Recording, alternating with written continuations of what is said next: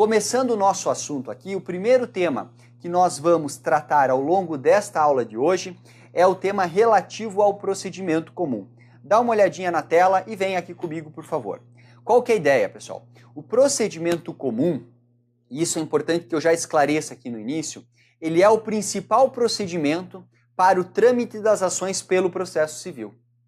Nós temos, além do procedimento comum, procedimentos especiais. E esses procedimentos especiais são vários.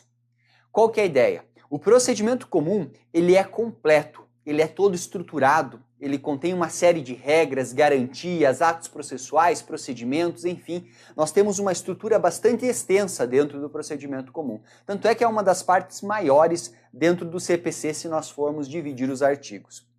Feito isso, nós temos daí um pouco mais adiante, dentro do estudo do CPC, os procedimentos especiais. Para a sua prova, caem os procedimentos especiais. Nós temos lá listados no programa do edital quais são os procedimentos especiais que nós devemos estudar. Aqui nós vamos deixar esses procedimentos de lado, que são menos incidentes, e vamos focar na espinha dorsal. Por quê? Porque todos os procedimentos especiais, eles não são tão completos como o comum. Então, muitas vezes, quando você se deparar com uma ação de cobrança, com uma ação monitória, com uma ação de habilitação, uma ação de restauração de autos, que são ações do procedimento especial, quando houver alguma lacuna, você vem para o procedimento comum e busca a regra, certo? É por isso que cai. E como você lá no processo do trabalho, sem entrar no processo do trabalho efetivamente, não é matéria minha, mas como lá no processo do trabalho nós sabemos que há uma aplicação subsidiária do procedimento comum do CPC, é importante que você saiba ele para o seu estudo dentro do TST. Por isso, colocamos a matéria dessa forma que hoje vamos começar pelo procedimento comum. Primeira informação que eu trago para vocês, na verdade são 2 slides que eu trago aqui uma série de pontos. Acompanhem comigo. Vejam só. Nós temos aqui esses pontos elencados. Eu distingo esses pontos, vejam, são 7 pontos nessa primeira página e 11 pontos nesta outra página, tá bem? Então, voltando aqui, vejam só. Desses pontos, nós elencamos fases, ou seja, são fases características de cada momento do processo. O processo começa com uma fase postulatória, passa por uma fase de organização, passa por uma fase instrutória, depois julgamento e execução. Basicamente é isso. Você tem que pensar, raciocinar o direito aqui de forma global. Nessa fase postulatória, nós temos o quê? Nós temos o peticionamento, ou seja, a apresentação da inicial ao juiz. Simplesmente isso. Tem regrinha a observar aqui? Claro que tem, você vai ver comigo que tem que saber como que peticiona, a forma como peticionar, o que consta, o que deve constar dos autos, enfim, falaremos disso um pouco mais adiante. Na sequência, vamos falar sobre, ou seja, o juiz recebeu a petição inicial, ele vai fazer o que denomina-se de admissibilidade do processo, certo? Nós vamos verificar se aquela ação ela é o quê? Admissível. Se ela pode ser julgada, porque ela pode conter defeitos. Ela pode conter problemas de caráter processual, ela pode conter também, por exemplo, algum problema no próprio mérito, que o juiz diga assim, olha, não preciso nem me preocupar com esse processo, porque eu já sei qual que é a sentença que eu vou dar. E ele faz essa análise na fase organizatória. E o resultado disso, pessoal, qual é? É o indeferimento da petição inicial ou a improcedência liminar do pedido, certo? Ou o juiz diz, ó, nós temos algum vício de natureza processual, indeferimento da petição inicial, ou o seu processo, o seu mérito, o seu pedido, ele é manifestamente improcedente, então eu vou julgá-lo liminarmente improcedente. E aqui tem julgamento, certo? Nos 2 casos há julgamento, a diferença é que um é sem mérito, outro com mérito. Mas só introduzindo, tá? Fiquem com calma e vamos comigo. Depois, pessoal, o que temos? Temos a audiência de conciliação e mediação, ou seja, o processo foi admitido. O juiz diz, ó, não identifico situação de improcedência liminar nesse momento e a petição inicial está bonita, está correta, todos os requisitos foram apresentados, então eu vou mandar processar esse processo.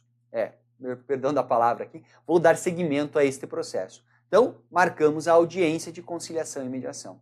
Tivemos a audiência na tela comigo, se nós não tivermos, vejam só, se nós não tivermos um acordo, se o processo não for composto de forma amigável, teremos a contestação, eventual reconvenção, que é a peça de defesa, né? A contestação é a peça de defesa do réu, a reconvenção é a peça de ataque do réu contra o autor, certo? você vai tratar disso um pouco mais adiante. E daí o que nós temos? As providências preliminares. O juiz precisa arrumar o meio de campo para que o processo siga de forma correta.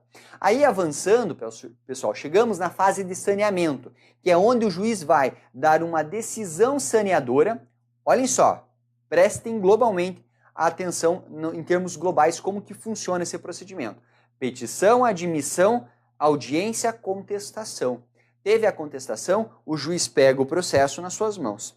E ele vai olhar para esse processo e ele vai dizer o seguinte, olha, desse processo aqui, eu preciso que seja produzida a prova em relação a esse pedido, este fato aqui está controvertido, essa é uma discussão jurídica interessante, isso nós devemos ouvir por intermédio de uma carta precatória. Ele saneia o processo, certo? Ele dá, por assim dizer, a orientação de como a instrução vai ocorrer. Por quê? Porque daí na fase instrutória, né, ele fará a audiência de instrução e depois julgamento. Antes disso, se o juiz entender que não há necessidade de produzir provas, não há necessidade de ouvir testemunhas aqui mais, todos os documentos que precisava para analisar, todos eles estão nos autos, então eu faço o quê? Julgo.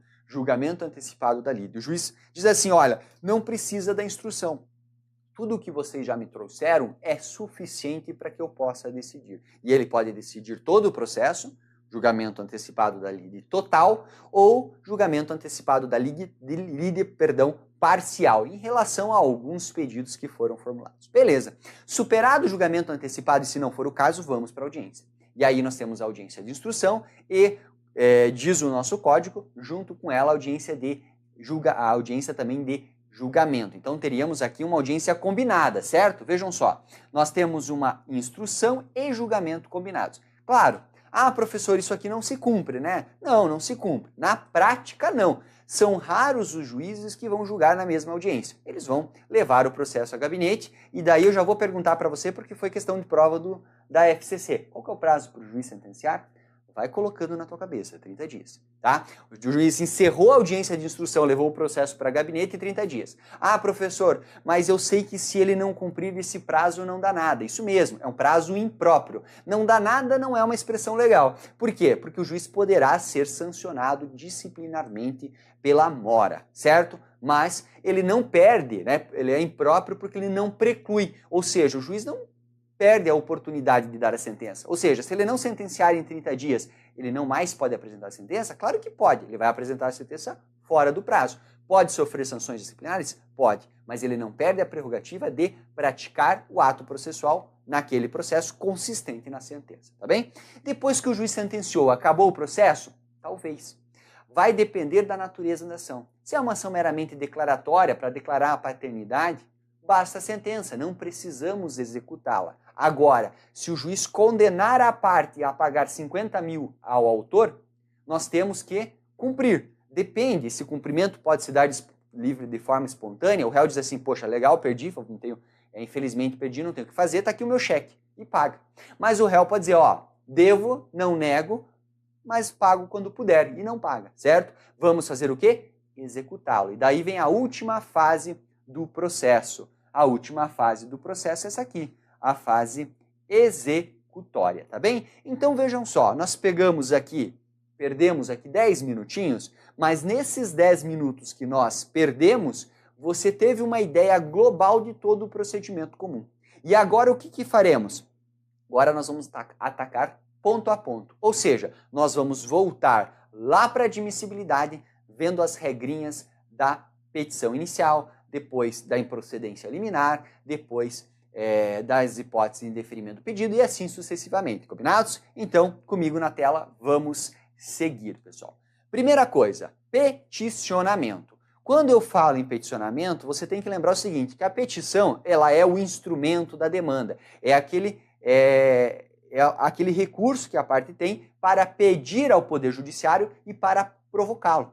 Lembrem, um dos princípios da jurisdição é a inércia. O juiz ele é inerte, ele fica ali parado. Se você entender que há uma pretensão contra uma outra parte e essa outra parte não está aceitando extrajudicialmente resolver esse problema, você poderá provocar o juiz, dizer, olha, juiz, você está inerte, mas eu estou precisando de uma ajuda, eu estou precisando de um auxílio. E apresenta, e como que você faz isso? Por intermédio do peticionamento. E aí, pessoal, vem o 319 e traz os requisitos da petição inicial. E os requisitos da petição inicial estão aqui. Ela deve ser escrita, essa peça, tranquilo, deve indicar o juízo conforme as regras de competência, tem toda aquela estruturação de competência.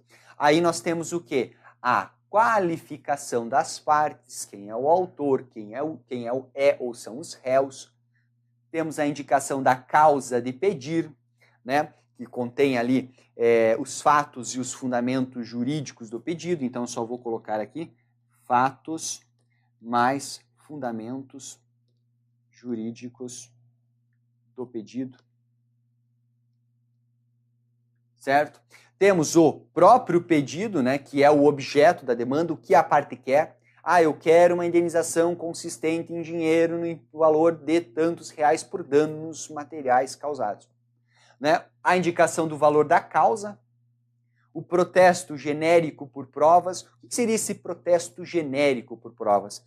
A parte autora, ela não precisa necessariamente na petição inicial dizer, ó, eu quero ouvir fulano de tal, eu quero pedir tal ofício, eu preciso das cópias de segurança das gravações, das cópias de gravações, as gravações lá da empresa, de tal dia, entre tais horários. Não, ele não precisa especificar, ele simplesmente diz, eu quero produzir todas as provas admitidas em direito, dizendo para o juiz, dando para o juiz o sinal de que, olha, juiz, você não vai poder julgar antecipadamente no meu modo de ver. Por quê? Porque eu preciso produzir prova.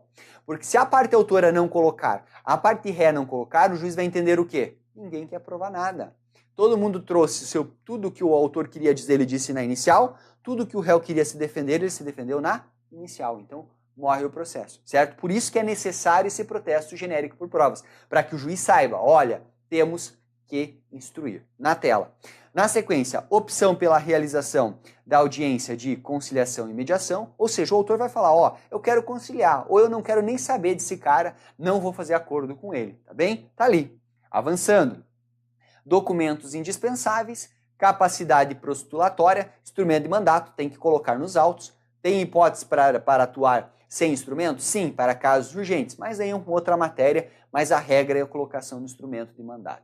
E depois, requisitos específicos eventualmente previstos, tá bem? Legal, estrutura da petição inicial é isso. O juiz vai receber essa petição inicial e ele passará para a parte relativa à admissibilidade. Ou seja, o juiz pega a petição inicial e começa a olhar para a petição inicial. Na verdade, quem vai fazer isso é você, servidor, analista judiciário lá do TST. Isso mesmo, você vai olhar para o processo e verificar se todos os dados relativos àquele processo estão, todos os requisitos da petição inicial estão lá colocados. E vai dar uma olhadinha também para ajudar o juiz, pode ser que o juiz te peça isso, pode ser que não, se é eventualmente alguma situação que possa lhe gerar a improcedência liminar. E aqui vamos com calma, pessoal. Por quê? Porque o que você precisa compreender aqui? Nós sempre temos que fazer análise dentro do procedimento em dois aspectos, o aspecto formal e o aspecto material. Dentro do aspecto formal, nós vamos verificar se foram preenchidos os requisitos da petição inicial, aqueles que você acabou de analisar. Dentro dos aspectos materiais, nós vamos olhar o pedido, aquilo que a parte quer, certo? Nessa análise, nós podemos concluir de cara que o processo não vai dar certo. Por exemplo, né? Voltem aqui comigo na tela. Foi apresentado, portanto, a petição inicial e verifica-se que não há valor da causa indicado. E também não houve ali um instrumento de mandato acostado nos autos. É um vício? É um vício. De natureza, diz respeito ao pedido? Não, não diz respeito ao pedido, diz respeito à forma, ao processo. Portanto, o juiz identificou essa situação, o que ele faz? Ele diz assim para a parte, olha, você deverá emendar, retificar ou complementar a sua petição inicial no prazo de 15 dias, retificando estes problemas que constam da sua petição inicial. Se você não indicar o valor da causa, e daí, consequentemente, não terá como saber se houve recolhimento adequado das despesas processuais, se você não retificar o valor da causa e se você não apresentar instrumento de procuração, você não pode, esse processo não será válido, no caso, em relação ao instrumento de procuração. E ele extingue o processo sem resolução do mérito. Por que é sem resolução do mérito?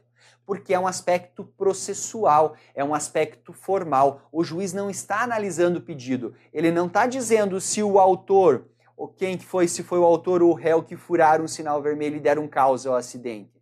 Não, ele não está, ele está discutindo o seguinte, se a petição inicial está bonitinha, se ela está correta. Portanto, vejam só, o indeferimento da petição inicial, ele vai decorrer da seguinte hipótese. O juiz olhou para o processo, viu um vício, o que ele faz? Indefere? Não. Ele intima a parte para que em 15 dias emende ou complemente. Se depois de passado esse tempo a parte não emendou, não complementou, morreu. O juiz extingue o processo sem resolução do mérito. Olha aqui, pessoal, que interessante. Vejam só. O que nós temos? Temos, portanto, o indeferimento da petição inicial, previstos lá no artigo 330 e 331 do NCPC, certo? E leva ao quê? Leva à extinção do processo sem análise do mérito, apenas se reportando a aspectos formais, certo? Por isso, pessoal, vejam só que gera apenas coisa julgada em sentido formal. O que é a ideia de coisa julgada? Eu sei que, na verdade, esse é um estudo que deve ser feito com calma, mas coisa julgada nada mais é do que quando nós chegamos ao término de uma fase do processo e esse processo se torna, e esse julgamento se torna indiscutível. Ou seja, o juiz sentencia, ele resolve o processo, transita em julgado, porque não cabe mais recurso, ou porque a parte não deseja interpor nenhum recurso, não interpõe um recurso, passa um certo um período de tempo e há o trânsito em julgado. Esse trânsito em julgado gera a possibilidade de coisa julgada formal em relação à forma, em relação ao processo, ou né, os dois ou apenas um, coisa julgada material. Ou seja, dizendo o seguinte, olha, o que foi analisado, o mérito que foi analisado se tornou indiscutível. Entenderam? Nesse caso, como nós tivemos um vício de natureza eminentemente processual, vai imutabilizar o que foi discutido? Vai imutabilizar a discussão a respeito de quem tem ou não tem razão em relação ao acidente? Quem furou o semáforo ou não? Claro que não. Nós não chegamos lá ainda. Nós ficamos só no processo, certo? Portanto, faz coisa julgada formal. E aí você tem que ficar atento, certo? Ficar atento em relação a esse detalhe para o seu estudo. Na sequência, vejam só, trata-se do quê? De um vício na petição. Ótimo, tá aí, indeferimento da petição inicial, lançadas as bases, ok? Lançadas as bases. E aí, pessoal, você tem que estudar necessariamente o artigo 330, que diz: a petição inicial, vejam só, será indeferida quando for inepta, certo? E quando que a petição inicial ela será considerada inepta? Tá aí, pessoal. A petição inicial ela será considerada inepta e você tem que analisar essas hipóteses comigo a partir de agora. Vejam só. Ela será considerada inepta quando faltar pedido ou causa de pedir. Ou seja, a parte argumenta, ela apresenta uma argumentação super estruturada, com uma série de detalhes, coloca toda a fundamentação, chega no final ela não pede nada. Pode? Claro que não. Certo? Claro que não pode. Então, será inépcia da petição inicial.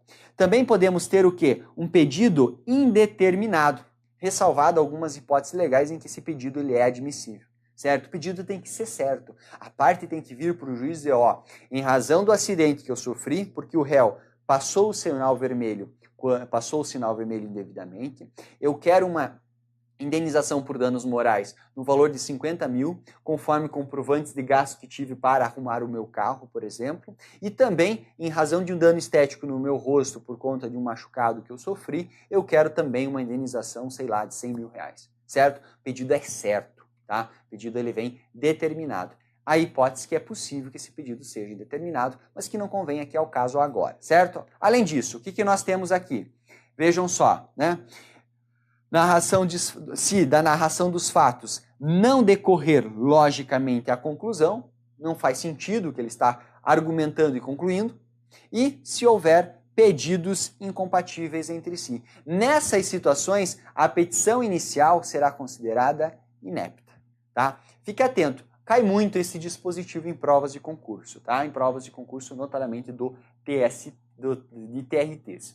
Na sequência, vejam só, a parte for manifestamente ilegítima ou o autor carecer de interesse processual. O cara não tem interesse, né? O cara não é o titular do direito. O cara viu o acidente entre duas pessoas, ele ficou ali sensibilizado por conta de que uma dessas pessoas furou o sinal e foi o causador do acidente, e ele entra com a ação contra, em nome da outra pessoa. Pode? Não, em regra não poderá, certo? Ele é parte ilegítima, ele não tem interesse naquele processo. Tudo bem. E depois nós temos aqui, se não atendidas as prescrições dos artigos 106 e 121. E aqui, pessoal, depois você dá uma olhadinha lá no artigo 106, só para ser bem objetivo com vocês, é aquelas situações na qual o advogado tem a responsabilidade de manter o endereço atualizado, certo? Se ele não mantiver o endereço atualizado e a parte autora não for encontrada, extingue-se o processo e indefere-se a petição inicial, tá bom? Legal. Vamos lá, na sequência aqui, dentro da nossa análise. Superada a questão do indeferimento da petição inicial, nós vamos falar em improcedência. Ou seja, primeiro o juiz olha para ver se não tem vício. Não tem vício, está correta a petição inicial, não incorre nas hipóteses ali do 330, ele vai verificar o pedido. Ou seja, ele vai lá para o mérito. Ele dá uma folhadinha. Claro que ele não vai julgar. Por quê? Porque ele não houve o desenvolvimento de todo o inter processual. Ele vai o quê? Ele vai dar uma olhadinha, certo? E nessa olhadinha, ele poderá, à luz do artigo 332 do NCPC, ele poderá fazer o quê? Extinguir o processo com julgamento do mérito. Por que com julgamento do mérito? Porque ele está olhando para o mérito. Porque ele está olhando para o pedido da parte, certo? Vejam só, e aqui, pessoal, nós temos coisa julgada material. Claro, a formal não, professor. Sim, a material, e eu vou colocar só para complementar, a material e formal ao mesmo tempo. Por que formal? Porque ao juiz, quando o juiz ele dá pela improcedência liminar do pedido, ele encerra aquela fase processual. Ele analisa o mérito e termina a fase processual de conhecimento, concordam? Perfeito. Quando ele faz isso, se transitar em julgado, o processo não acaba? Claro que sim. Se o processo acaba, a coisa julgada formal, mas também, neste caso, material, certo? Vejam só que a improcedência, ela se dá sobre o mérito. Legal. Colocadas aqui as premissas, vamos dar uma olhada no artigo 332. Vejam só. Nas causas em que dispensem a fase instrutória, o juiz, independentemente da citação do réu, julgará liminarmente improcedente o pedido que contrariar. Veja, o próprio pedido da parte é totalmente contrária à súmula do STF ou do STJ. Ou é contrário a um acórdão proferido pelo STF ou pelo STJ em relação a recursos repetitivos. São aqueles recursos que tratam de assuntos reiteradamente discutidos perante o Poder Judiciário. Planos financeiros, questões relativas ao direito do consumidor, enfim, são situações recorrentes. E por serem recorrentes, qual que é a ideia? Agora, no novo CPC, o novo CPC tem a seguinte orientação. Vamos fixar a tese correta, e a partir daí os juízes reproduzem essas teses, adotam essas teses quando a situação for a mesma. É a regra lá da vinculatividade dos precedentes, algo que está muito em voga dentro do nosso CPC atual. Portanto, está aí lançado o parâmetro. O juiz identificou que o pedido da parte contraria frontalmente o que consta do julgamento do STF ou do STJ em uma ação repetitiva. O juiz diz assim, olha, não vou nem seguir com o processo improcedente, tá bem? Na tela, 3. Vejam só. Entendimento firmado em incidente de resolução de demandas repetitivas ou de IAC, certo? Também são situações de julgamentos que possuem um caráter vinculativo. E, por fim, enunciado de súmula. Ah, mas professora, a súmula não está em cima? Sim, mas aqui é súmula do TJ, certo? Súmula do TJ sobre direito local, tá bem? Sobre direito local. Legal. Feito isso, vejam o parágrafo 1º. O juiz também poderá julgar liminamente improcedente o pedido se verificar, desde logo, a ocorrência da decadência e da prescrição. Notem, da decadência e da prescrição. Agora eu vou dar um exemplo para vocês aqui, se valendo dessa parte da prescrição e da decadência.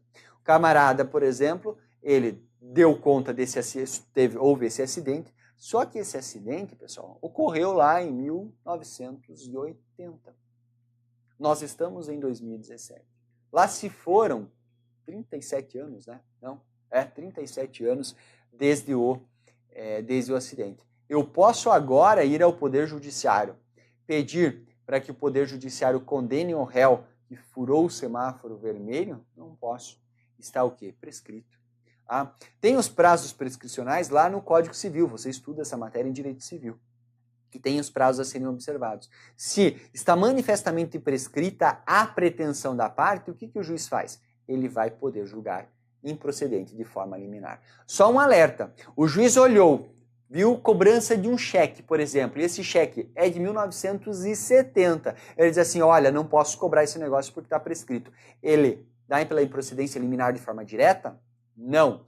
O juiz não pode dar uma decisão contrária aos interesses da parte, independentemente se autor ou réu, sem antes ouvi-la, certo? Sem antes ouvi-la. Isso vem definido lá nos primeiros artigos do nosso CPC e você vai adotar para sua prova. Então fique atento. Ainda que o juiz veja que o cheque está lá amarelo, já de tão velho, ele não pode dar pela improcedência liminar antes de ouvir a parte contrária, certo? Por quê? Porque a parte contrária pode, de alguma forma, demover o juiz dessa situação. Não sei como, tá? Não consigo verificar no caso que eu dei aqui o exemplo, não consigo vislumbrar como. Mas se ocorrer, beleza, o processo segue. Então, antes de dar pela improcedência liminar, houve a parte. É a mesma coisa lá da emenda à petição inicial. O juiz, antes dele dar pelo indeferimento da petição inicial, ele ouve a parte. Para que a parte, ou melhor, diz para a parte, ó, ou arruma, meu amigo, eu vou acabar com a brincadeira, tá bom? Portanto, na tela aqui comigo novamente, 332 do NCPC, tá bom? 332 do NCPC. E agora é o seguinte, pessoal, eu vou voltar, vem aqui comigo enquanto eu vou fazer isso, agora sim, que eu vou voltar lá naquele primeiro slide, tá? Só para vocês não ficarem tontos aqui olhando para a tela por diversas vezes. Então, na tela, falamos sobre peticionamento, falamos sobre admissibilidade, deixa eu pegar outra cor aqui para facilitar. Falamos sobre peticionamento, falamos sobre admissibilidade, falamos sobre indeferimento da petição inicial e falamos sobre improcedência liminar. O que acontece depois? Se não for o caso, comigo, não for o caso de indeferimento da petição inicial, se não for o caso de improcedência liminar do pedido, nós vamos o quê? Seguir o processo. Nós vamos organizá-lo para chegar à decisão saneadora. E é como que se faz isso?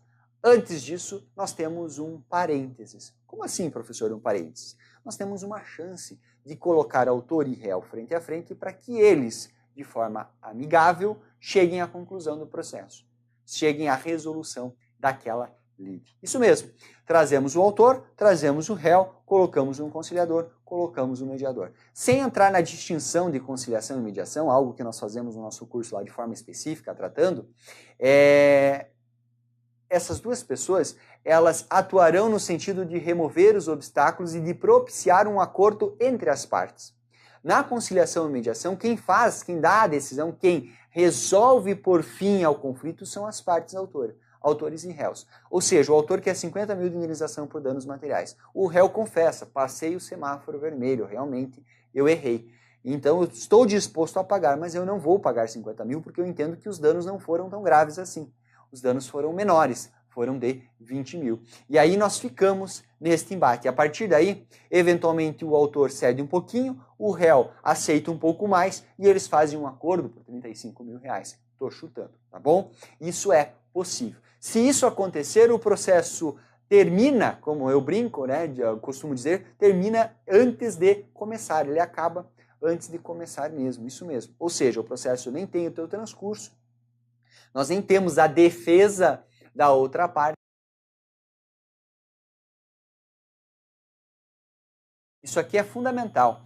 Você deve compreender que a conciliação e a mediação vêm antes da defesa. Algo que já era assim dentro do processo do trabalho. Concordam comigo? Dentro do direito processual do trabalho, eu já trabalhei no TRT da 9ª região, pessoal. Trabalhei no TRT da 9ª região e nós tínhamos audiência de conciliação sendo realizada antes e logo em sequência o réu apresenta a defesa, né? Na prática, o que o juiz faz? O juiz marca um prazo para a apresentação da defesa. Se for uma defesa simples, a própria defesa já leva a petição, só que às vezes eles acabam juntando a petição antes. O ideal não seria, no processo de trabalho seria que o réu não apresentasse a defesa, que o réu fosse antes tentar conversar, depois apresentasse a defesa. Mas eles acabam juntando um pouco antes da audiência, eles vão lá e juntam a defesa. Mas a ideia é muito semelhante ao que nós temos dentro do processo do trabalho. Legal? Então agora nós vamos investigar essas regrinhas. Vamos investigar essas regrinhas aqui relativas à audiência de conciliação e mediação. Vejam só, na tela aqui, por favor, em relação à audiência de mediação e conciliação, temos o artigo 334. Se a petição inicial preencher os requisitos essenciais, olhem lá, ela está dando para você a ordem, e não for o caso de improcedência liminar do pedido, certo? O juiz designará audiência de conciliação ou de mediação com antecedência mínima de 30 dias, devendo ser citado com pelo menos 20 dias antes de antecedência. Portanto, pessoal, veja, na tua prova, o réu não vai ser citado como regra para contestar. O réu será citado para comparecer à audiência de conciliação e mediação, certo? Para comparecer à audiência de conciliação e mediação. E aí você tem ali os incisos do artigo 334 que traz um detalhamento básico para vocês de como isso funciona. Nós vamos retomar um pouco mais adiante. Mas fica a leitura para depois. Vejam, então nós temos ali, nós chegamos ao momento em que é tentada esta conciliação, pode ser que ocorra, pode ser que não. Ocorreu, ótimo, acabou. Não ocorreu, nós vamos para a fase seguinte, ainda dentro da organização do processo. E agora é o seguinte, tá, o que o juiz vai dizer? Ó, se vocês tentaram compor e não conseguiram, a petição está certa, o pedido é válido, vamos analisar. Só que para começar essa análise eu preciso da defesa do réu. E aí o réu ele será o quê? Intimado para apresentar a sua defesa. Na tela, por favor, aqui comigo. Vejam, chegamos à fase, portanto, da contestação. E aqui é importante que você entenda o seguinte, que nós temos a contestação em ato contínuo, sendo apresentado logo em seguida, dentro da mesma peça processual, nós temos a reconvenção. Inclusive, pessoal, isso aqui é uma discussão, enfim, que se tem hoje no direito processual, se a contestação a contestação e reconvenção podem ser apresentadas em peças apartadas. Qual que é o grande problema? A hora que você contesta, gera preclusão consumativa do ato. E no mesmo momento da contestação, você deve apresentar a reconvenção. Portanto, em termos de lógica, você não pode apresentar a contestação em ato contínuo você apresentar a reconvenção, ainda que você faça isso em questão de instantes. É um absurdo esse entendimento, no meu modo de ver, mas isso é defendido por parte da doutrina. Então, a orientação que se dá é o seguinte, a hora que você for apresentar a sua contestação, você apresenta uma contestação com pedido com reconvenção, com pedidos reconvencionais. Pode ser. Isso vai tudo na mesma peça. Então, daí, primeiramente, apresenta a contestação e daí, logo após, dentro da mesma peça processual, dentro do mesmo conjunto de páginas, você apresenta ali a sua reconvenção. Tá bem? Mais uma bobagenzinha para vocês. E vejam, tal como nós fizemos lá na petição inicial, aqui também é necessário distinguir. Necessário distinguir o quê? Uma primeira análise de forma de uma análise de mérito. Isso mesmo. Ou seja, nós vamos analisar também alguns aspectos processuais a partir da apresentação dessa contestação. Não que haja requisito para a contestação. O CPC não fala, como fala em relação à petição inicial, de requisitos para a contestação.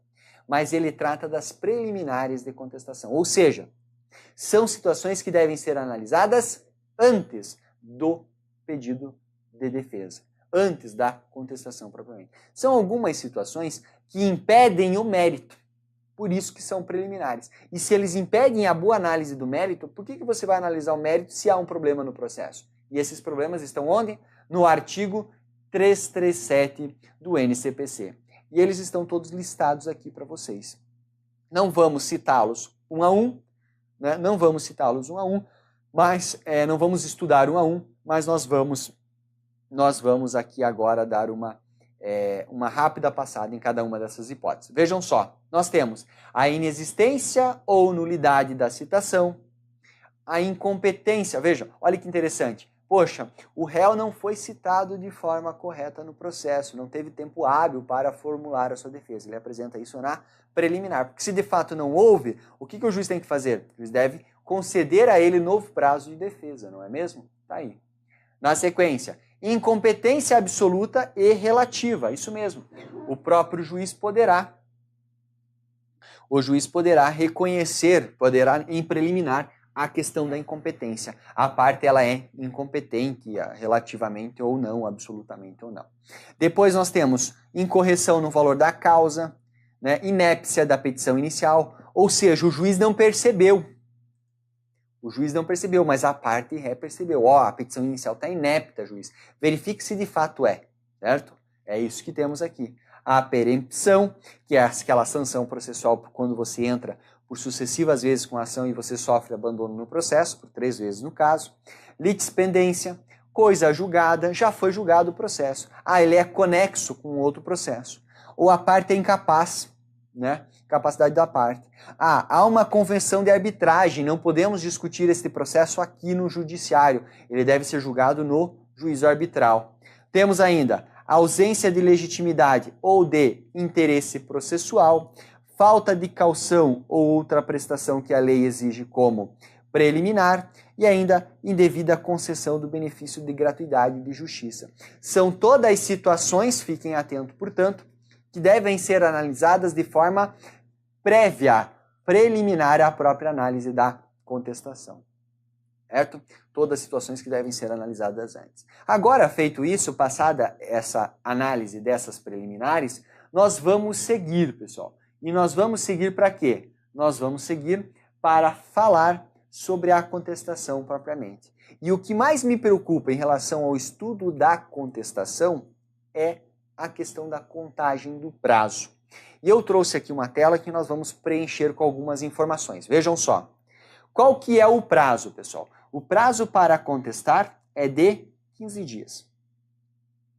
Lembrem que no processo civil, não estou falando de processo do trabalho, isso aqui é importante que você saiba, no processo civil, a contestação deve ser apresentada, os prazos recursais são, em grande maioria, de 15 dias. Prazos recursais, prazos de manifestação, muitos deles. Temos algumas exceções, mas há uma unificação de prazo. No caso da contestação, 15 dias.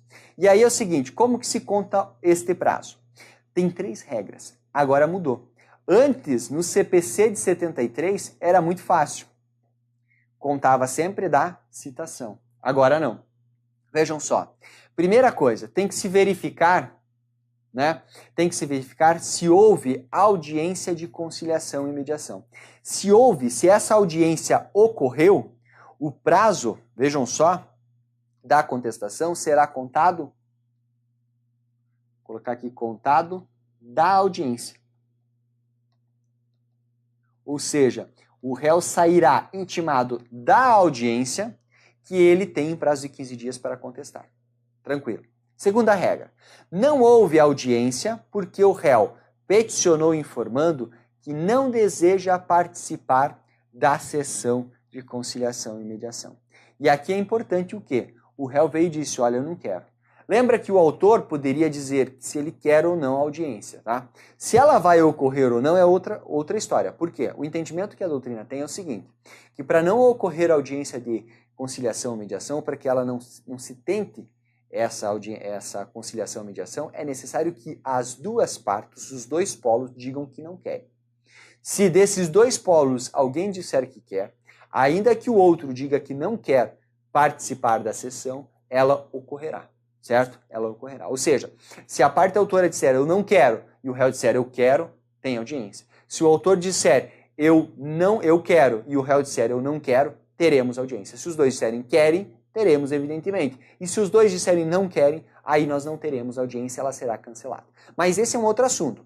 Para a contagem do prazo da contestação, importa a manifestação do réu. Se o réu não se manifestar, ele já sai, ele já recebe a citação com a data da audiência. Chegou na audiência, começa a correr o prazo para a contestação. Agora, se ele disser assim, olha, eu não quero ir para essa audiência, porque eu não quero conciliar, o prazo dele começa de quando? Do peticionamento. Ou seja, quando ele peticionar com a informação. Sacou? Quando ele peticionar com a informação. Perfeito? Vamos lá. Aqui, ó, se houver litisconsortes. E aqui é tranquilo, cada um conta o seu prazo de forma individualmente. Então aqui você conta o prazo individualmente. O que vai acontecer, né? Ah, professor, a questão não vai ser feita de forma detalhada, vai sim. A questão vai atacar uma parte específica, ela não vai trazer todas as hipóteses numa mesma questão. Ela vai trazer uma delas, vai dizer assim, olha, no caso concreto nós tivemos a seguinte situação, 2 pontos. Fulano de tal foi citado para comparecer à audiência de conciliação e mediação designada para o dia 20 de dezembro de 2017. 5 dias após receber a intimação, ele peticiona, ou seja, 5 dias após receber a petição, no dia, 25/9/2017, ele peticiona informando que não deseja participar daquele ato conciliatório. A partir disso, questiona-se. O prazo para a defesa, prazo para apresentar a contestação, corre a partir de quando? A partir da audiência? A partir de quando ele foi citado? A partir de quando ele peticionou, de quando peticionou. É isso que vão cobrar na sua prova, tá bem? Comigo aqui novamente, vejam só. E daí na última hipótese. E se não houver audiência de conciliação? Pode ser que não haja? Pode.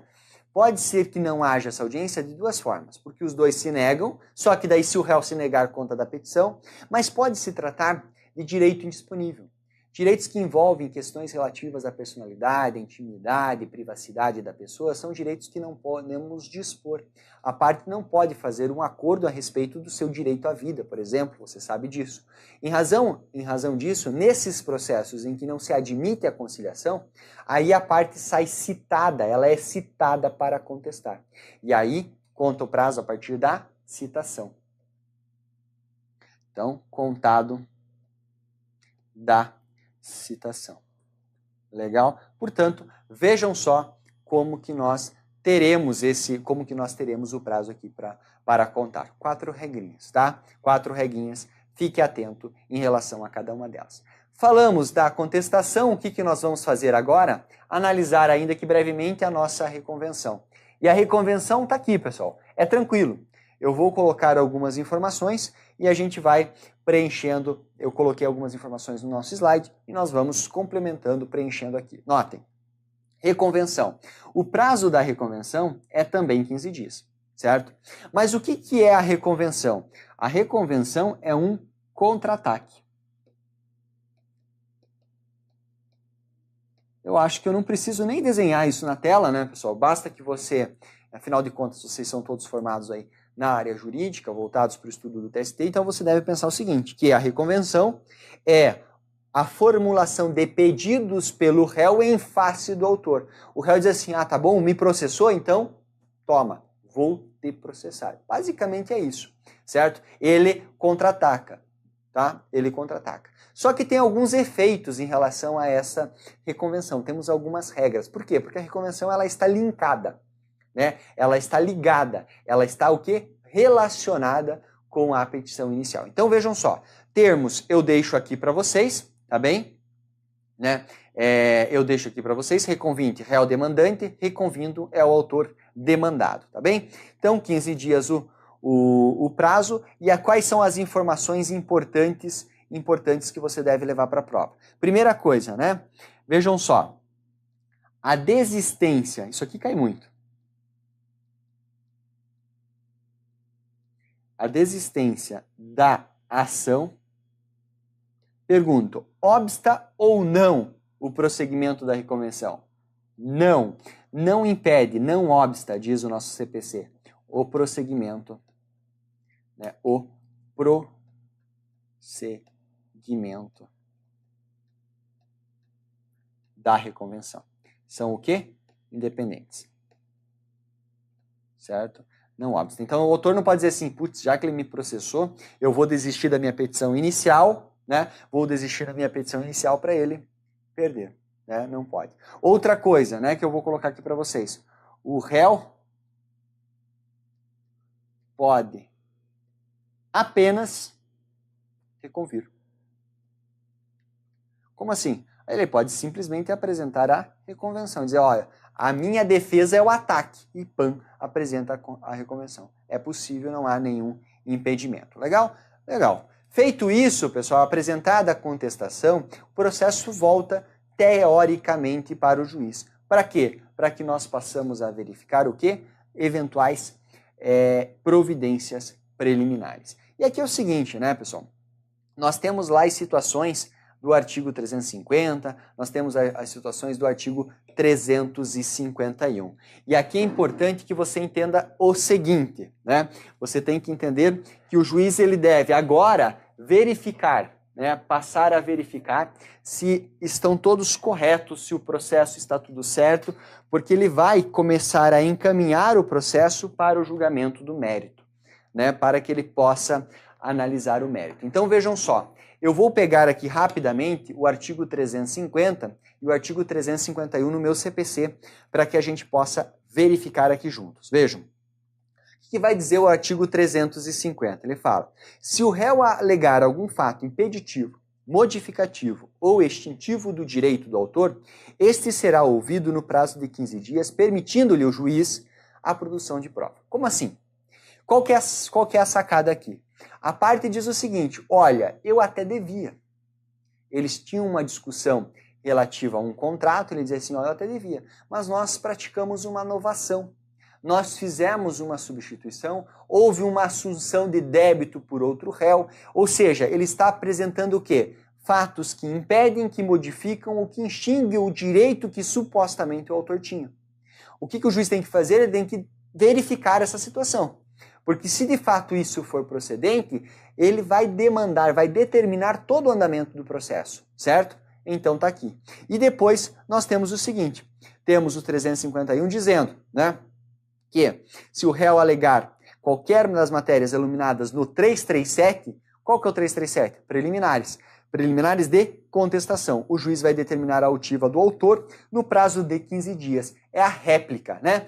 Então, o que aconteceu? Veio a petição inicial, veio a contestação. O juiz verificou, olhou para a contestação, tem preliminares de contestação. O que o juiz faz? Intime seu autor para a réplica no prazo de 15 dias. E o autor se defende daqueles pedidos preliminares. E eles são todos decididos o quê? Aqui, ó.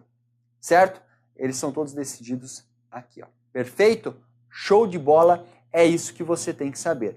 Resolvidos essas pendengas, por assim dizer, o que nós vamos fazer? Nós vamos sanear. Ou sanear, ok? Vejam só, ou sanear ou julgamento antecipado. Se não for um, é outro, tá? Vamos começar pelo decisão de saneamento. O juiz, portanto, ele olhou, verificou que todas as providências, ou não teve providência preliminar, ou todas elas estão perfeitamente resolvidas, decididas com seus respectivos incidentes. Ele vai agora fixar os pontos controvertidos, sobre os quais incidirão a prova e haverá discussão sobre quais os fundamentos que nós teremos as discussões. Então o juiz saneia. E diz o 357, olhem que legal. Não ocorrendo nenhuma das hipóteses deste capítulo, fazendo referência às questões que envolvem procedência, indeferimento da petição inicial, deverá o juiz, em decisão de saneamento e de organização do processo, olhem só, resolver questões processuais pendentes, poderá delimitar as questões de fato sobre os quais recairá a atividade probatória, dizendo as provas que serão produzidas. E aqui especificando. Eu quero ouvir fulano de tal, a parte autora tem que provar tal fato, a parte ré deverá apresentar defesa em relação a esses fatos, e aí nós temos aqui, certo? A todos os fatos que devem ser apresentados. E vamos lá. Definir a distribuição do ônus da prova. E aí eu não vou aguentar. Eu vou voltar aqui para a tela, porque eu preciso ler para vocês o artigo 373. Por quê? Eu sei que nós não vamos falar sobre prova aqui na aula, mas o 373, ele é importantíssimo, tá? Ele é importantíssimo. Eu sei, por exemplo, que a sua prova, eu sei que a sua prova é FCC, mas há uma semana atrás caiu num concurso de tribunal, mais especificamente no TRE da Bahia, uma questão que cobrava exatamente o 373. E o que esse artigo 373 diz? Ele pega lá o 333 do CPC de 73 e traz um algo a mais. Por quê? O artigo 373 começa ao autor, né, em relação ao ônus da prova. Ao autor cumpre provar os fatos alegados. Ao réu, estou lendo aqui no inciso 2.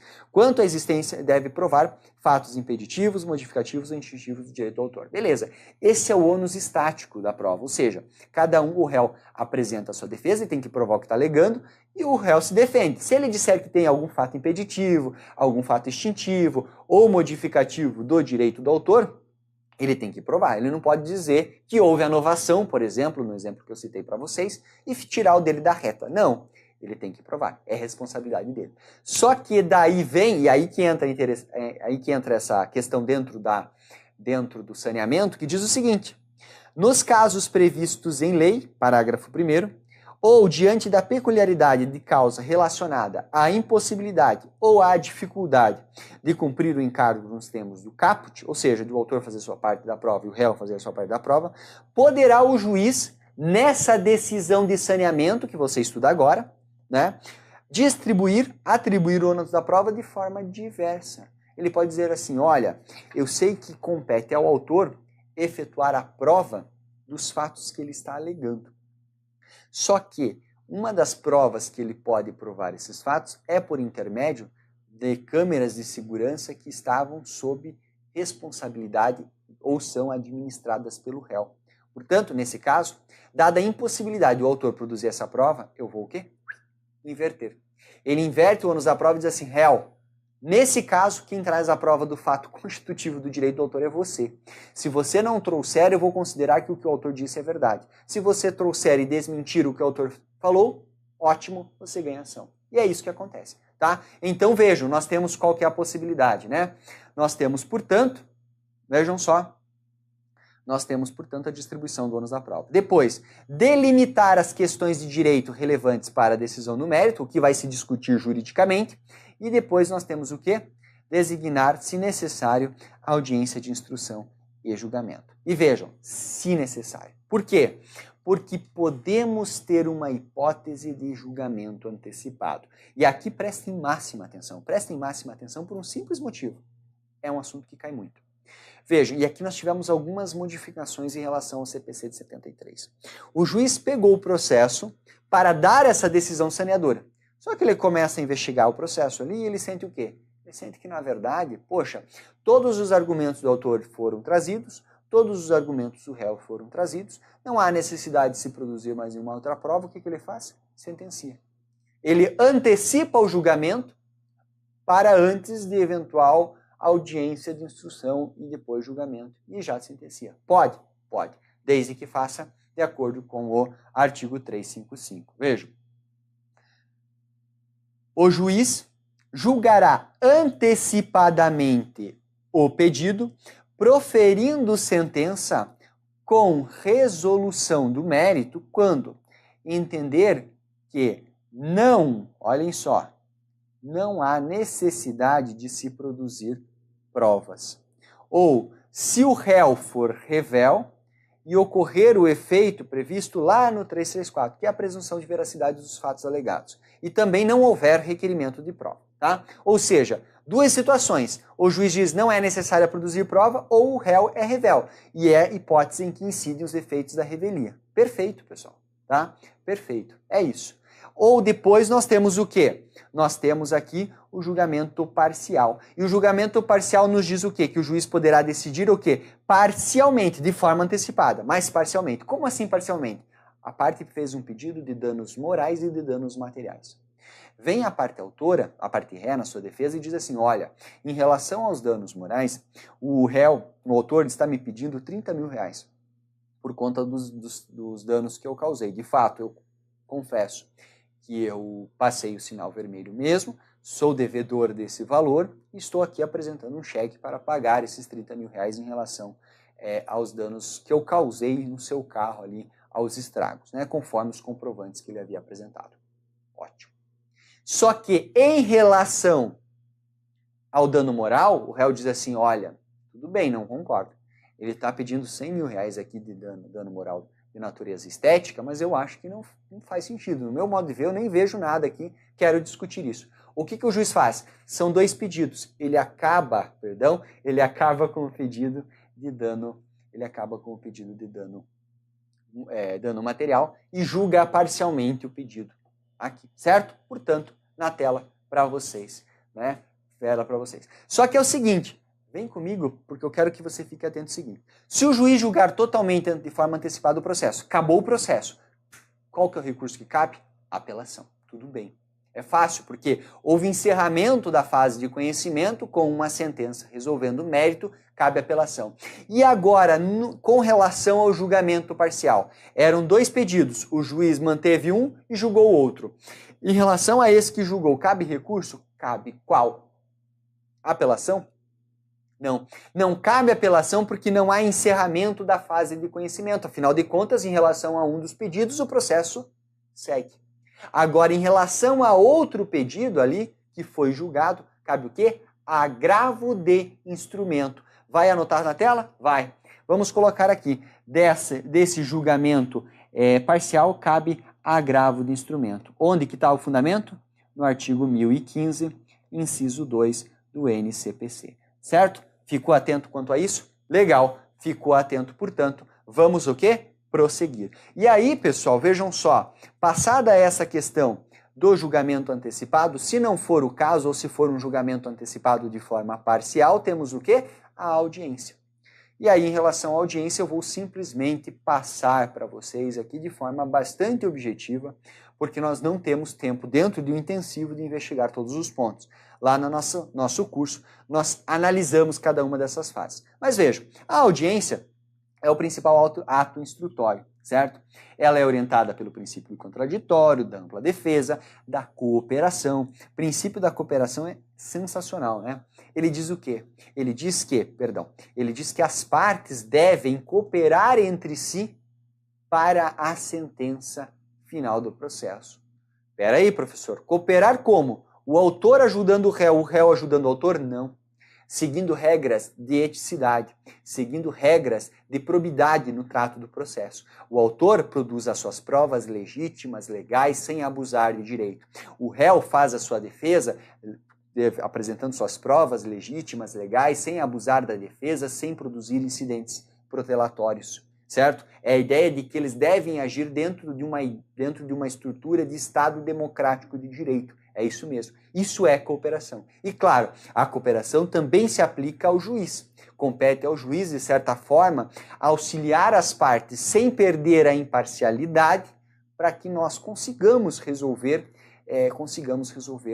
a discussão. Vejam, pessoal, a ideia, né, pelo menos de forma utópica, de forma romancista, de forma como se fosse utópica mesmo, é que a sentença seja tão boa ao final, seja tão bem feita, né, e essa é a orientação do CPC novo, que nós tenhamos as partes satisfeitas, ainda quem perdeu. O réu diz assim, olha, eu perdi, mas infelizmente, né, eu perdi o processo. Mas, infelizmente, ficou tudo muito provado, realmente ele teve todos esses custos, como eu causei o acidente, eu vou pagar, é isso. É o que se quer, claro que na prática a gente sabe que não funciona bem assim, mas é a ideia. E depois o que nós temos? Essa estrutura de audiência tem um ato de abertura, que é o pregão, que é você depois, talvez, se for lá, se você for, por exemplo, fazer audiências, né? Depois há uma tentativa de conciliação. Ah, professor, mas já houve a conciliação lá na fase própria, lá no início. Sim, mas não impede, pessoal, né? Não impede que nós tenhamos novamente essa conciliação, tá bem? Ela é tentada. Depois, a instrução propriamente, com a prática de todos os atos instrutórios. Depois nós temos os debates, a decisão final e, por fim, a documentação, ok? Feita a instrução, passamos direto no mesmo ato, em tese, o julgamento. Já falei para vocês que o processo, em regra, vai para o gabinete e tem 30 dias. E daí nós vamos para a fase executória, ou seja, a questão do cumprimento de sentença. Esse cumprimento de sentença, ele é o quê? Ele é facultativo. Ele é facultativo, não, ele vai depender da natureza da ação. Ou seja, se a ação for meramente declaratória, não tem cumprimento. A própria sentença já produz todos os efeitos desejados e esperados pela parte que deduziu as pretensões vencedoras. Se houver necessidade de executar, nós teremos a execução aí com os meios coercitivos. Perfeito? Legal. Passamos, portanto, pessoal, aqui em linhas gerais, o procedimento detalhando o que eu entendo que é o mais importante. Ficamos aqui aproximadamente 1 hora falando a respeito e agora nessa meia hora final antes do nosso intervalo, vamos o quê? Resolver questões. E você vai notar, e aí eu peço que você seja bastante dinâmico e participe comigo, você vai notar que esse assunto cai bastante. Comigo? Vamos lá, na tela. Só um instantinho, agora sim, na tela. Vejam. Estamos aqui com uma primeira questão, caiu no TRT da 24ª. Olha aqui. Paulo ajuizou a ação indenizatória contra Moisés, em decorrência de um acidente de trânsito. É o meu exemplo lá, né? Que envolveu ambas as partes. Recebida a petição inicial, o magistrado, verificando desde logo a ocorrência da prescrição, ou seja, é a hipótese do quê? De improcedência liminar, não é mesmo?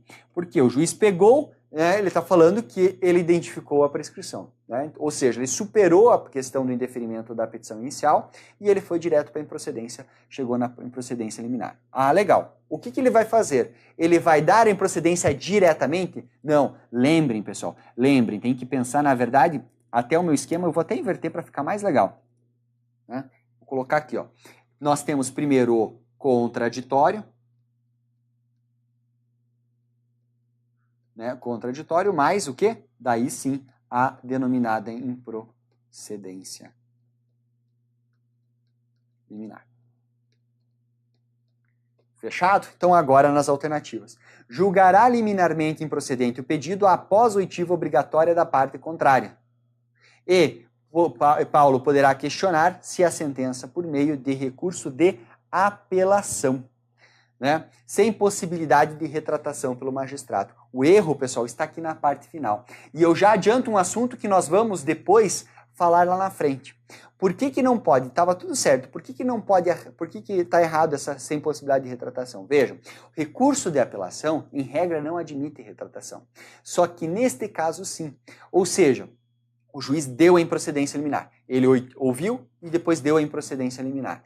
Dada a improcedência liminar, a parte pode o quê? Recorrer. Que recurso? Recurso de apelação. Prazo, 15 dias.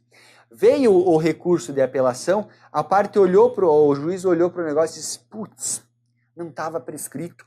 Onde eu achei que estava escrito 2007, estava 2017. Quem se equivocou fui eu. Pode o juiz se retratar? Pode. Certo? É uma exceção. Portanto, a letra A está fora, pessoal. Legal? Letra A está fora. B. Indeferir a petição inicial? Não. Se é caso de prescrição, não é indeferimento da petição inicial. É improcedência liminar. Julgar liminarmente improcedente o pedido, cabendo a Paulo, se não se conformar, interpor agravo do instrumento? Não. Se é uma decisão que põe fim à fase de conhecimento, é sentença. Então, a letra C está fora. D. Julgar liminarmente improcedente o pedido, cabendo a Paulo, se não se conformar, interpor recurso de apelação, com possibilidade de retratação pelo magistrado no prazo de 5 dias. Gabarito da questão, letra D. Ah, professor, não falou nada do contraditório. Você guarda na manga, tá? Se ele dissesse sem o contraditório, daí ferrou, tá? Daí estaria errado. E por fim, indeferir a petição inicial, a gente já viu que não é caso de indeferimento. Letra D, portanto, gabarito desta questão. E vamos avançar. Olhem, sobre o julgamento antecipado parcial do mérito, tá? O que você acabou de ver aqui em relação ao conteúdo teórico. À luz do CPC, outra questão do TRT da 24ª. Comigo. Letra A. A decisão que julgar parcialmente o mérito poderá reconhecer a existência de obrigação líquida, vedado o reconhecimento da obrigação ilíquida. Não, pessoal, não é vedado. A regra, né? A regra é a formulação de pedidos líquidos e sentença também líquidas. Mas o próprio artigo 356, se você quiser o fundamento para depois consultar, ele nos diz que poderá sim, não é vedado o pedido de obrigação ilíquida. O que é buscado é sempre uma sentença líquida. Letra A está fora. A liquidação e o cumprimento da decisão que julgar parcialmente o mérito poderão ser processados em autos suplementares, a requerimento da parte ou a critério do juiz. Cuidado, tá? Cuidado. É bem isso aqui o gabarito da questão. Traz lá do 356, parágrafo 4º. Tá? Qual que é a ideia? Veja, nós tivemos um julgamento antecipado. Esse julgamento antecipado, ele julgou um dos pedidos, efetivamente. O que a parte pode fazer? Executar. Ela pula uma parte da nossa evolução. Eu vou voltar porque eu quero só mostrar isso para vocês. Olhem só. Vem para cá comigo. Nós estamos lá naquele primeiro slide, né? Do qual nós falávamos. Deixa eu só limpar aqui, ó. Então nós estamos falando de julgamento antecipado. Aqui chegou a fase de saneamento, onde entra o julgamento antecipado. O que nós fazemos? Ao invés de partir para a instrução, o juiz já faz o quê? Ele já julga direto. Então nós pulamos a fase instrutória, tá bem? Nós pulamos a fase instrutória. Vem comigo novamente, só para você ficar tonto enquanto nós avançamos, e eu vou lá para as nossas questões novamente. Então, aqui, agora, vem cá, letra B, portanto, é a correta e gabarito da questão. Vejam, por quê? Daí nós temos o seguinte, pessoal, a liquidação e cumprimento da decisão que julgar parcialmente o mérito pode ser processado em processo em autos suplementares, como se fosse um incidente, a requerimento da parte ou a critério do juiz. Portanto, letra B é a correta e gabarito da nossa questão, tá bom? Deixa eu só voltar aqui para verificar o erro das demais. Perdão, pessoal, estou me batendo com a canetinha. Agora sim. A decisão que julgar parcialmente o mérito é impugnável através de recurso de apelação. Não, pessoal. Agravo de instrumento. Nós vimos. Está fora. A parte poderá executar desde logo a obrigação reconhecida na decisão que julgar parcialmente o mérito, devendo em regra prestar caução no caso de recurso contra essa decisão pendente de julgamento. Depende, pessoal. Depende porque, na verdade, quando há o julgamento, quando houve o julgamento, nós não temos prestação de caução. Porque já houve o julgamento, vai prestar caução? A prestação de caução, ela se dá tão somente quando nós tivermos recurso, tá? Quando nós tivermos recurso. Em regra, prestação de caução no caso de recurso contra essa decisão pendente de julgamento. Não é o caso, tá? Por quê? Porque ela já se deu a decisão. Se a parte recorrer de todo o processo, deve-se verificar se houve recurso naquela parte específica. Então, independe de caução. Fundamento, 356, tá? 356, o fundamento é direto, você não fica com dúvida não, tá bem? Veja, pessoal. Depois a letra E.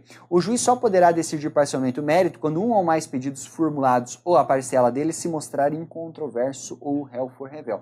Não é incontrovérsia, né? Controvérsia também. Então, não é. Na verdade é o seguinte, só poderá estar errado, porque ele pega a situação de incontrovérsia, se fosse o caso, de revelia, mas também naquelas situações em que o juiz entende que é desnecessária a produção de prova, tá? Portanto, não dá para nós marcarmos a letra E. Perfeito? Vamos avançar? Tá lá. Mais uma questãozinha, agora no TRT da 11ª, né? Amazonas, eu acredito. Vejam, se ocorrer o falecimento do único advogado do réu, o juiz determinará que este constitua novo mandatário no prazo de 15 dias. Decorrido o prazo para a constituição do novo mandatário, o que acontece com o processo, tá? Regrinha específica, pessoal, lá do artigo 313. E aqui fica a dica para você depois estudar esse artigo 313, tá? Por quê? Pelo seguinte, cai bastante, tá? São as hipóteses que geram a suspensão do processo. Qual que é a situação? O processo tramitava, legal, bacana, tudo certinho. Houve o quê? Falecimento do advogado. Único advogado nos autos e houve falecimento. Decorrido o prazo, né? E o juiz faz o quê? O juiz suspende o processo, portanto, e dá 15 dias. Para quem? Né? Do réu. Então ele vai dar 15 dias para o réu apresentar o mandatário. Se o réu não cumprir, né, porque o réu não cumpriu, dentro do prazo, qual é a consequência? A consequência está aqui, ó. Né, suspenderá o processo pelo prazo de 1 ano? Não, isso seria lá na fase de execução em relação ao autor.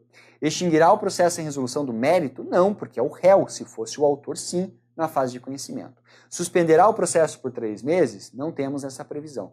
Ordenará o prosseguimento do processo à revelia do réu? Sim.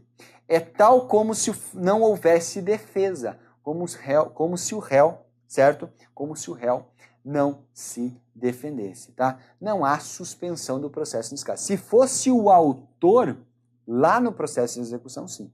Se fosse o autor, lá no processo de execução, sim. Se fosse o autor no processo de conhecimento, seria B, ok? E, portanto, vejam só, a letra E está errada. Daí eu numerar outro advogado, não, o juiz não pode tomar essa liberdade em nome da parte.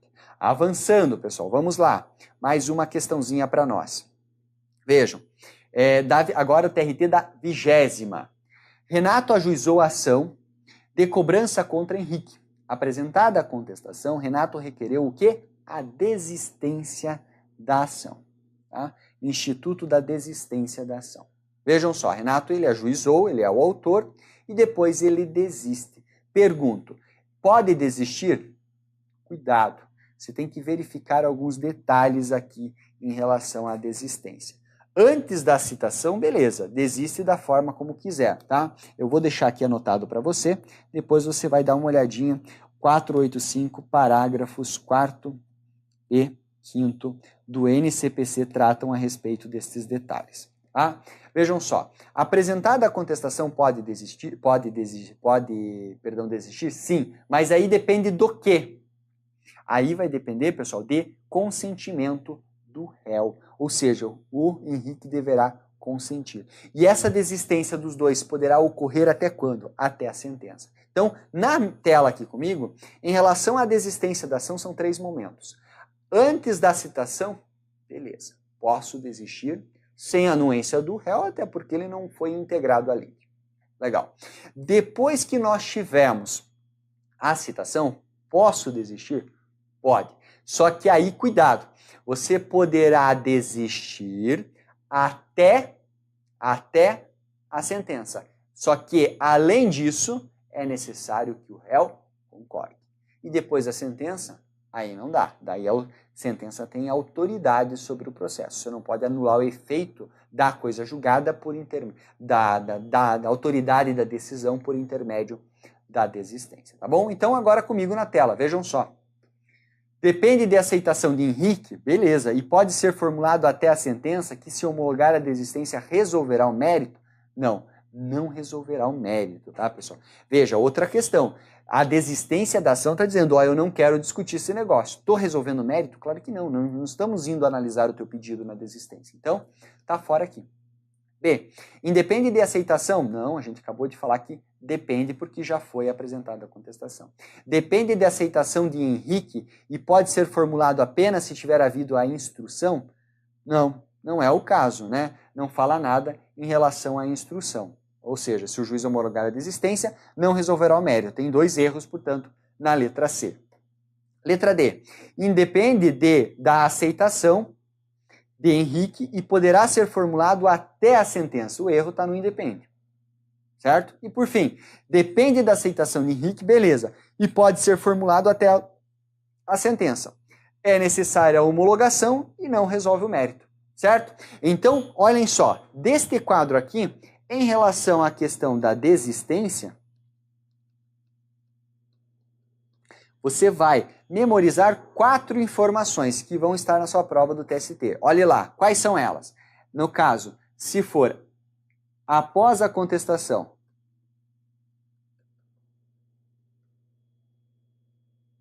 após a contestação. Só deixa eu verificar um detalhe aqui comigo, pessoal. Vem na tela, que eu vou dar uma olhadinha no 485, só para que a gente não confunda aqui, tá? Se é uma... vamos lá, 485. Parágrafo, tá. Oferecida a contestação, isso mesmo, não é a citação, então é a contestação. Então vejam só, o que nós temos? Apresentada a contestação, após a contestação, até sentença,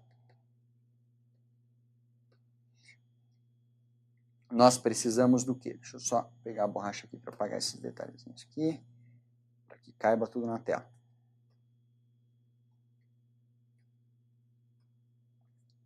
Tem que ter o quê? Tem que ter o consentimento. Consentimento. Além disso, o que é necessário? Pode ser formulado então até a sentença, consentimento. Depende de homologação, para ver se não foi feito com fraude, com simulação, com coação, enfim, e não resolve o mérito.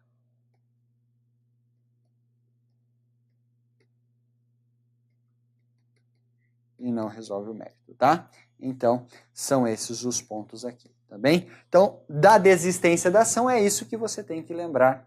É isso que você tem que lembrar para a sua prova, legal? Letra D, portanto, letra E, portanto, é o gabarito da nossa questão. Tranquilinha a questão, fiquem aqui com este esqueminha na sua cabeça, regra que tende a ser cobrada em prova. Vamos lá, avançando. Agora uma questão que caiu no TRE São Paulo, tá? Embora não seja TRT, tribunais, processo civil, cabe muito bem dentro do nosso estudo aqui. É requisito da petição inicial a formulação do pedido com as suas especificações.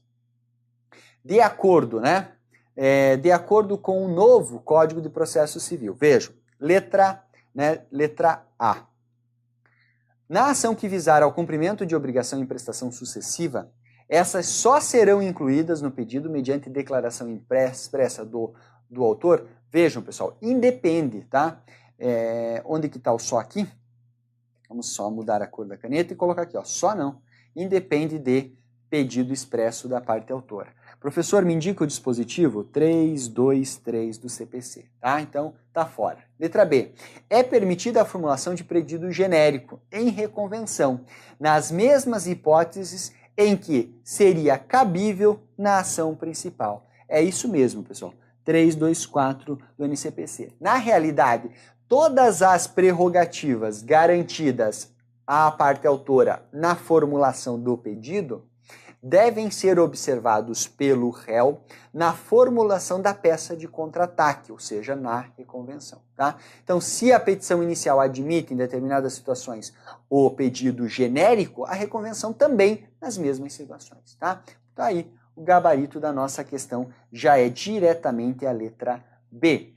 Na C, temos: o pedido poderá ser aditado até a citação, desde que haja consentimento do réu. Vejam, até a citação, o pedido pode ser modificado independentemente de concordância do réu, porque o réu não foi integrado ali. Uma questão de lógica. Quando ele for citado, será citado de todos os elementos da petição e de todos os pedidos, inclusive os pedidos complementados.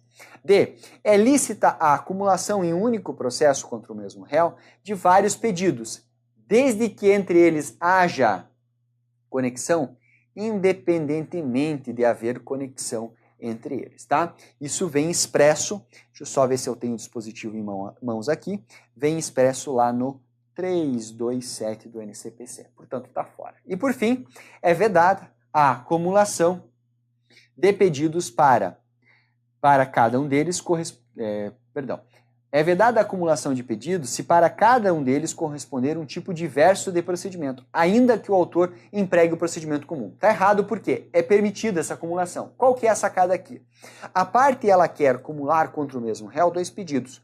Um desses pedidos seria julgado numa ação monitória, numa ação de cobrança, e o outro pedido seguiria o procedimento comum.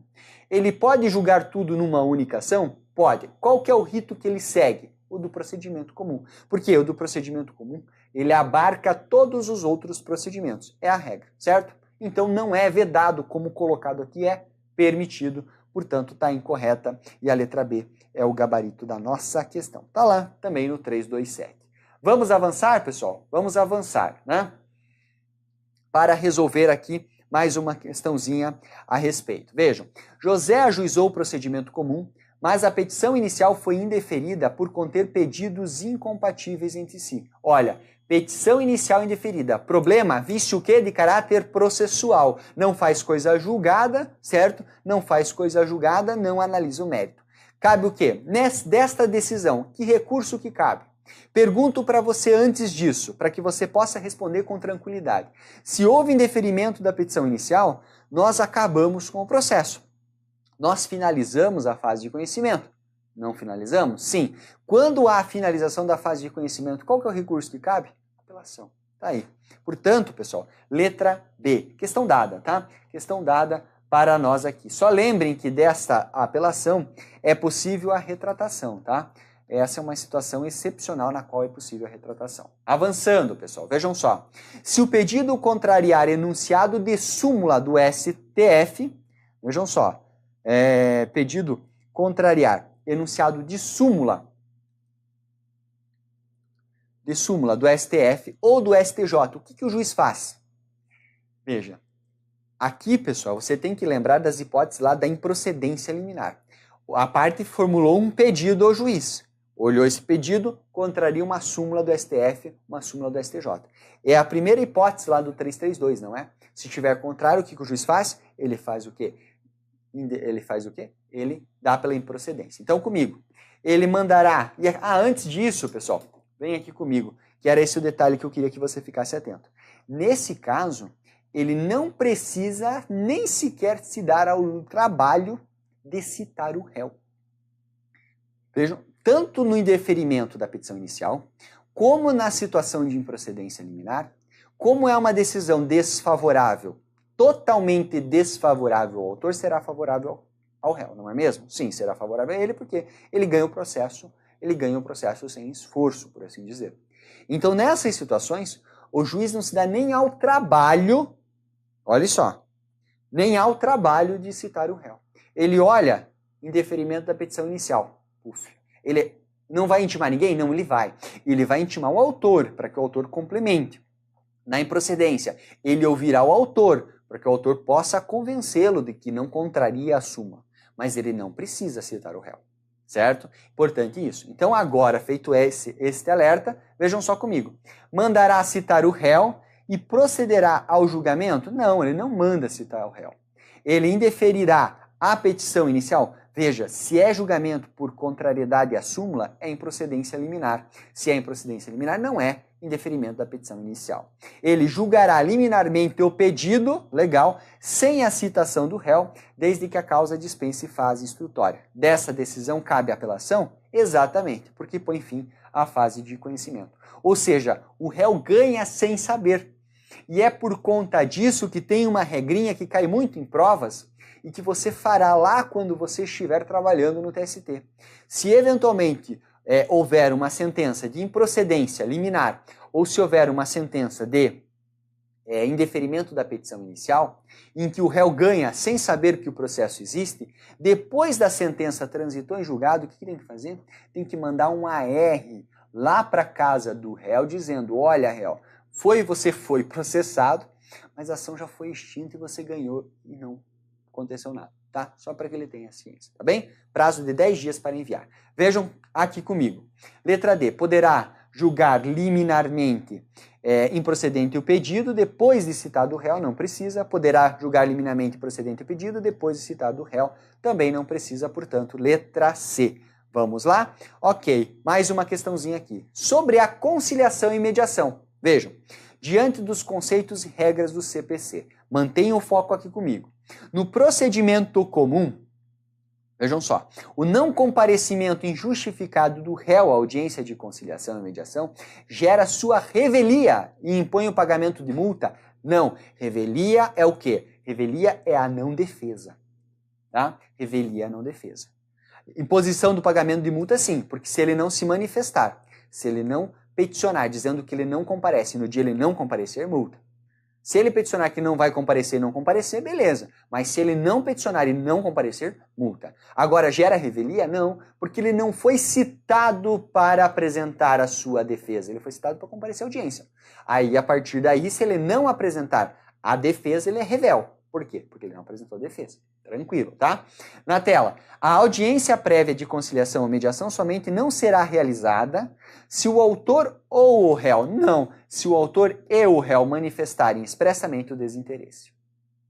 Na sequência, a conciliação seria método mais adequado para solução consensual para uma ação ajuizada como divórcio litigioso, tá, pessoal? Vejam, quando envolver questões de caráter de direito de família, questões que não estão relacionadas a aspectos patrimoniais, nós utilizamos o quê? A mediação.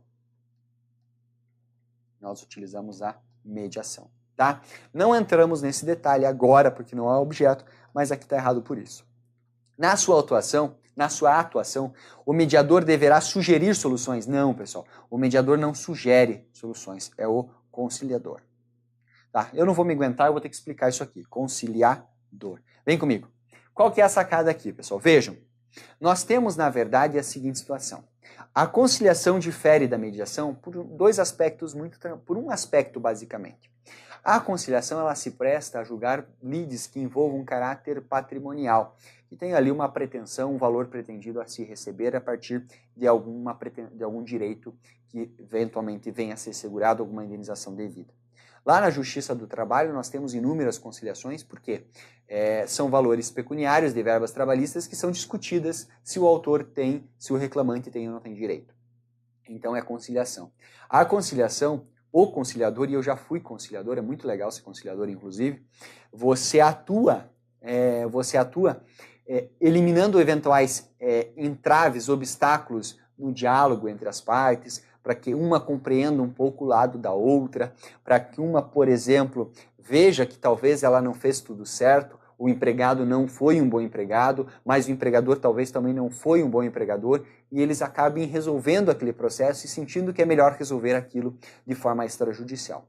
A diferença é o seguinte, que eu, como conciliador, poderia olhar para o processo e dizer assim para as partes, olha, nesse caso aqui, este valor, se esse valor for pago da seguinte forma, se esse valor for pago aqui, está de bom tamanho para o processo.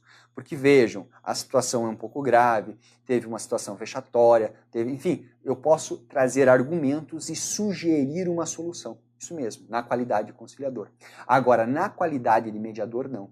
A mediação, ela se volta para ações de direito de família, ações de direito de personalidade, direitos de caráter indisponível, no qual você não vai abrir mão, por exemplo, de um valor propriamente. Você vai ali tentar chegar a um acordo em relação a outros aspectos.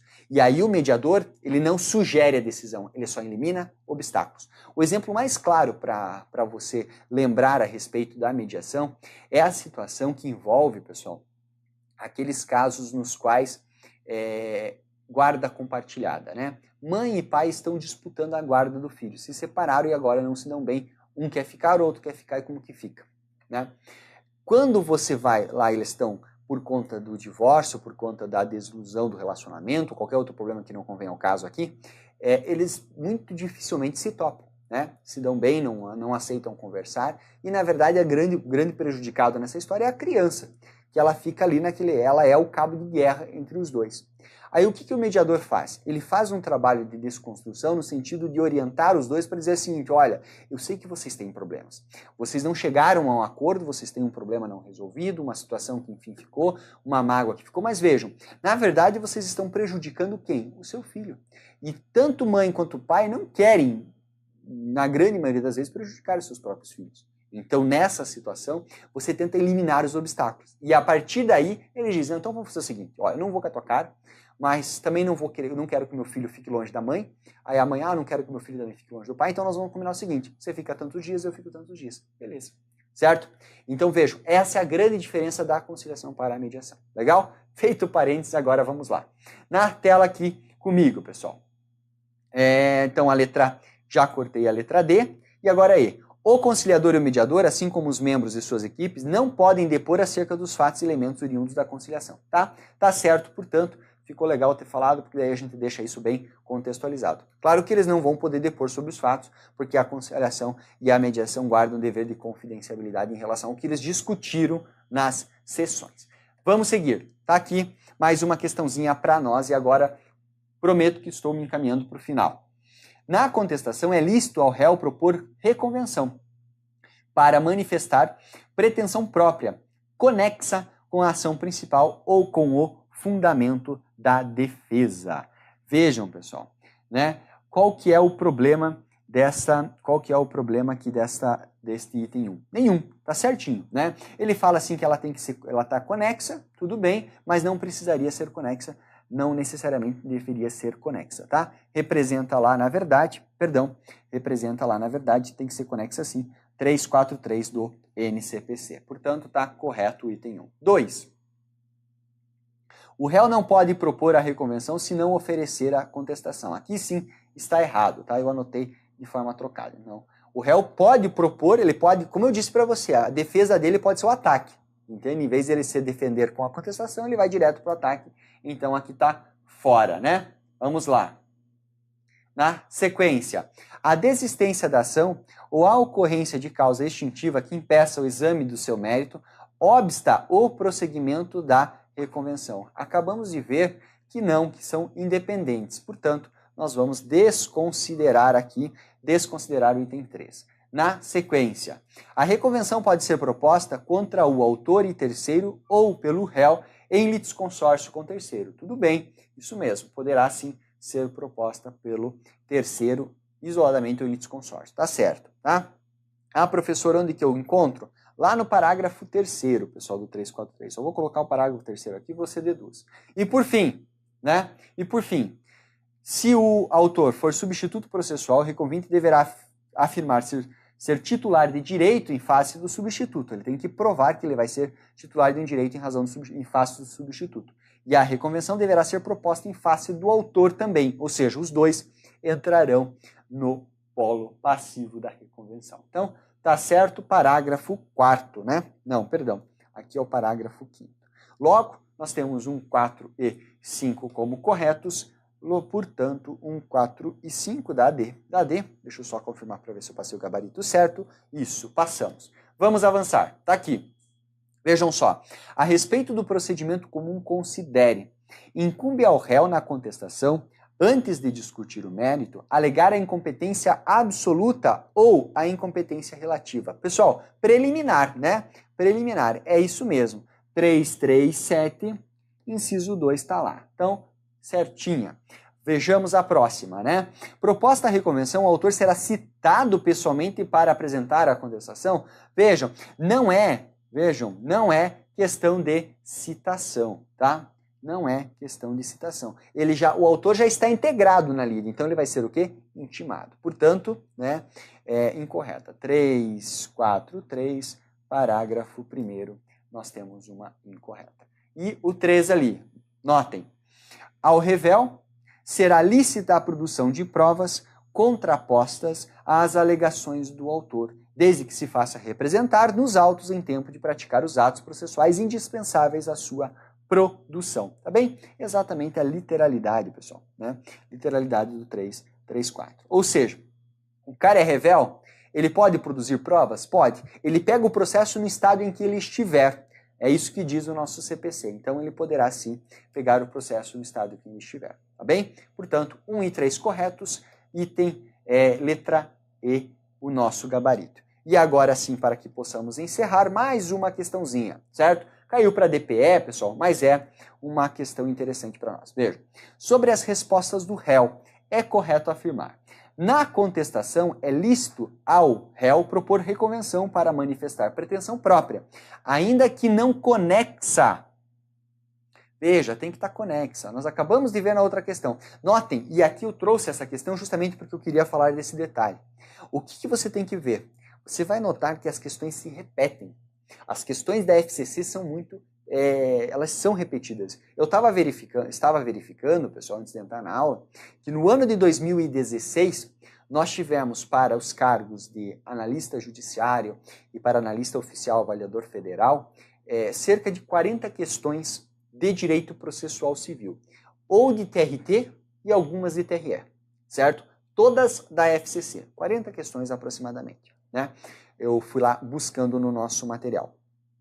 E a partir destas questões que nós separamos, o que nós identificamos? Questões que envolvem o mesmo tema. Por isso que eu escolhi esses 4 temas que nós pensamos em tratar aqui ao longo da aula de hoje, porque são temas que são muito cobrados. E elas repetem. Uma muda, não tem conexão. Aqui nesse caso tem conexão, beleza, tá certo. Aqui fala que não tem, então tá errado. Você tem que ficar atento e resolver várias questões. B. Para o réu propor reconvenção, é necessário que apresente a contestação. Tá aí, não é necessário. Acabamos de resolver mesmo a questão. Se o réu, na contestação, deixar de alegar incompetência absoluta ou relativa, o juiz conhecerá tais matérias de ofício. Cuidado, pessoal. Apenas a absoluta. A relativa preclui. A relativa preclui. Se não argumentar na primeira oportunidade que tiver para falar nos autos, precluiu. Então, eu tiro fora a C. Havendo alegação de incompetência relativa absoluta, a contestação poderá ser protocolada no foro do domicílio do réu. Isso mesmo, é uma regrinha nova, tem caído muito, você vai olhar ela com carinho depois, tá? Havendo alegação, diz bem isso, havendo alegação de incompetência relativa ou absoluta, a contestação pode ser protocolada no foro do domicílio do réu. Fato que será depois imediatamente comunicado ao juiz da causa, preferencialmente por meio eletrônico. Tá aí, letra D é o gabarito da questão. E por fim, a E. A desistência da ação ou ocorrência de causa extintiva que impeça exame do mérito obsta o prosseguimento do processo quanto à reconvenção. De novo, pessoal, não obsta. Acabamos de ver na outra questão que não obsta. Então, se você desiste da ação principal, a reconvenção poderá seguir, ok? E com isso, nós encerramos aqui a nossa primeira parte da aula. Valeu!